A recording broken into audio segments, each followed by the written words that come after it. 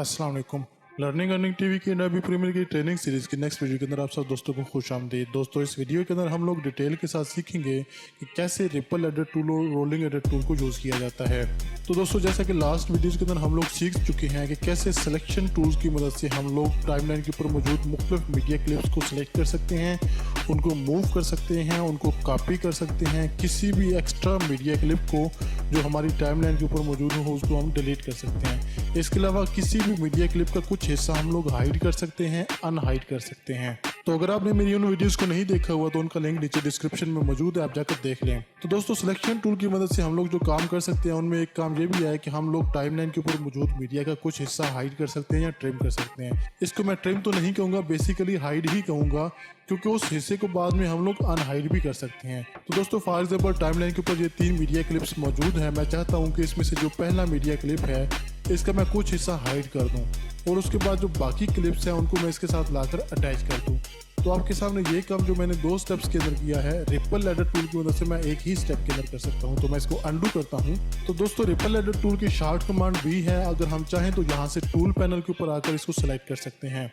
तो दोस्तों, किसी भी मीडिया क्लिप का जो हमारे टाइमलाइन के ऊपर मौजूद है उसका जो भी हिस्सा हम लोग हाइड करना चाहते हैं, फॉर एग्जांपल ये मीडिया क्लिप मौजूद है तो इसका जो लास्ट वाला हिस्सा है वहाँ से हम लोग हाइड करना चाहते हैं या स्टार्टिंग से हम लोग हाइड करना चाहते हैं, तो रिपल एडिट टूल को हम लोग उठाएंगे। जिस तरफ से हम लोगों ने हाइड करना है वहाँ पर जाकर लेफ्ट क्लिक करना है, उसको छोड़ना नहीं है, और दूसरी तरफ जिस तरफ हम लोगों ने हाइड करना है तो उस तरफ हम लोग मूव करेंगे। जैसे हम लोगों ने इस तरफ हाइड करना है तो मैं इस तरफ मूव कर रहा हूँ और जहाँ तक हाइड करना है वहाँ पर लाकर मैं छोड़ दूंगा।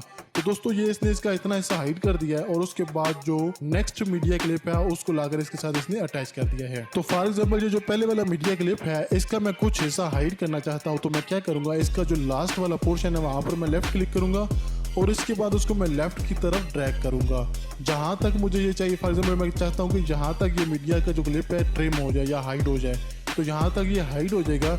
अब आपने देखना ये है कि जो नेक्स्ट इसके बाद जो मीडिया क्लिप्स मौजूद है वो इसके साथ आकर ऑटोमेटिकली अटैच हो जाएंगे। तो बेसिकली ये टूल करता क्या है, ये टूल ये करता है कि जिस भी मीडिया क्लिप का कुछ हिस्सा हम लोग हाइड करते हैं वो उसको तो इफेक्ट करता है, उसका उतना हिस्सा हाइड करता है, लेकिन जो नेक्स्ट क्लिप्स मौजूद होते हैं उसके साथ अटैच होते हैं वो दरमियान में गैप नहीं रखता और उन क्लिप्स को उठाकर ऑटोमेटिकली इसके साथ अटैच करता है। फॉर एग्जाम्पल यही काम हम लोग सिलेक्शन टूल की मदद से करते तो क्या होना था कि यहाँ तक मैं अगर इसको ट्रिम करता हूँ या हाइड करता हूँ तो दरमियान में गैप आ जाना था, लेकिन अगर यही काम मैं रिपल एडिट टूल की मदद से कर रहा हूँ तो ये क्या हो रहा है कि ये इसको ट्रिम भी कर रहा है, हाइड भी कर रहा है, और जो आगे वाले क्लिप्स हैं उनको उठा के इसके साथ अटैच भी कर रहा है। तो ये जो 2 स्टेप्स वाला काम है ये एक स्टेप के अंदर कर रहा है। तो इसी रिपल एडिट टूल को अगर हम लोग फ्रेम बाई फ्रेम यूज करना चाहते हैं वो भी कर सकते हैं। उसके लिए हमको यहाँ पर दरमियान में क्लिक करने के बजाय थोड़ा सा साइड के ऊपर आकर लेफ्ट क्लिक करना होगा और उसके बाद एक विंडो बनाकर दोनों क्लिप्स के ऊपर डालना होगा।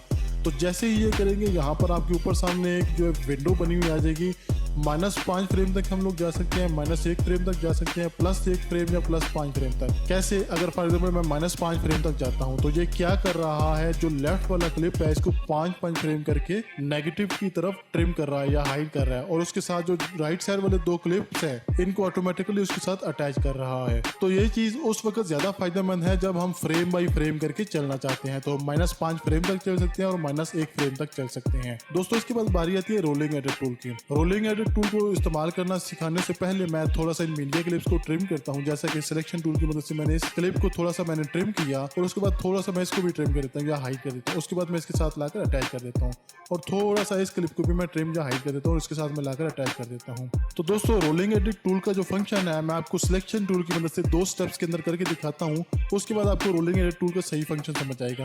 फॉर एग्जाम्पल ये जो क्लिप्स आपके सामने मैंने ट्रिम की है, मैं ये चाहता हूँ कि ये वाला जो क्लिप है थोड़ा सा और ट्रिम हो जाए, और जो ये वाला क्लिप है जिसका कुछ हिस्सा मैंने हाइड किया था, ये इसका जो कुछ हिस्सा हाइड किया था वो आपके सामने ऐसे करके शो हो जाए। तो ये काम जो मैंने 2 स्टेप्स के अंदर किया है ये काम रोलिंग एडिट टूल 1 स्टेप के अंदर कर सकता है। कैसे, आपके सामने मैं अनडू करता हूं और मैं रोलिंग एडिट टूल को सिलेक्ट करता हूं। रोलिंग एडिट टूल की शॉर्ट कमांड N है, या यहाँ से आकर हम इसको सिलेक्ट कर सकते हैं। तो अगर हम ये चाहते हैं कि इसका कुछ हिस्सा ट्रिम हो जाए और इस क्लिप का जो कुछ हिडन हिस्सा है वो सामने आकर जाहिर हो जाए, तो यहाँ पर हम लेफ्ट क्लिक करेंगे और उस क्लिप को हमें छोड़ना नहीं है और लेफ्ट की तरफ हम लोग ड्रैग करेंगे। तो जहां तक इस क्लिप का कुछ हिस्सा हिडन होगा वो हमारे सामने शो हो जाएगा। अगर सेम यही काम हम लोग लेफ्ट क्लिप के साथ करना चाहते हैं, फॉर एग्जाम्पल हम लोग क्या चाहते हैं, मैं सिलेक्शन टूल की मदद से आपको बताता हूँ कि मैं ये चाहता हूँ कि यहाँ से ये जो क्लिप है इसका कुछ हिस्सा हाइड हो जाए और इस क्लिप का जो कुछ हिस्सा हिडन है वो सामने आकर शो हो जाए। तो आपके सामने ये काम जो मैंने 2 स्टेप्स के अंदर किया, मैं इसको अंडू करता हूँ। आप रोलिंग एडिट टूल की मदद से एक ही स्टेप के अंदर कर सकते हैं। आपके सामने है, मैं इसको लेफ्ट क्लिक करता हूँ, क्लिक करके मैंने रखना है और इसको छोड़ना नहीं है। और उसके बाद मैं राइट की तरफ ड्रैग करता हूँ। जैसे ही मैं राइट की तरफ ड्रैग करता हूँ, जितना हिस्सा इसके अंदर हिडन होगा, जहाँ तक मुझे चाहिए होगा वहाँ तक मैं इसको अनहाइड कर सकता हूँ। और ये वाला हिस्सा जो है, ये वाला जो मीडिया क्लिप है, वहाँ तक ये ट्रिम हो जाएगा या हिडन हो जाएगा। और इसका जितना मैक्सिमम हिस्सा हम लोग अनहाइड करना चाहें हम अनहाइड कर सकते हैं। जैसे कि अगर इसके अंदर कुछ और हिस्सा भी मौजूद होगा तो हम उसको भी अनहाइड कर सकते हैं। तो दोस्तों, अगर रोलिंग एडिट टूल के ऊपर भी हम फ्रेम बाय फ्रेम चलना चाहते हैं तो सेम वही रिपल एडिट टूल की तरह जहाँ पर हम लोगों ने सिलेक्शन विंडो बनानी है और दूसरे क्लिप को भी सिलेक्ट करना है, तो आपके सामने या इस तरह का कुछ बटन्स बने हुए आ जाएंगे।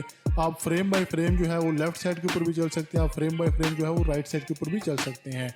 तो इस तरीके से आप अपनी सिलेक्शन को बहुत ज़्यादा इफेक्टिव बनाकर बहुत ज़्यादा इजी वे में अपनी एडिटिंग कर सकते हैं। दोस्तों, उम्मीद है आपको रिपल एडिट टूल और रोलिंग एडिट टूल बहुत अच्छे से इस्तेमाल करना आ गया होगा। अगर आपको ये वीडियो पसंद आई तो आप इसको लाइक कर दें, शेयर कर दें, कमेंट बॉक्स के अंदर एक अच्छा सा कमेंट कर दें। अगर आपने मेरे चैनल को सब्सक्राइब नहीं किया हो तो आप मेरे चैनल को सब्सक्राइब कर दें। बहुत शुक्रिया।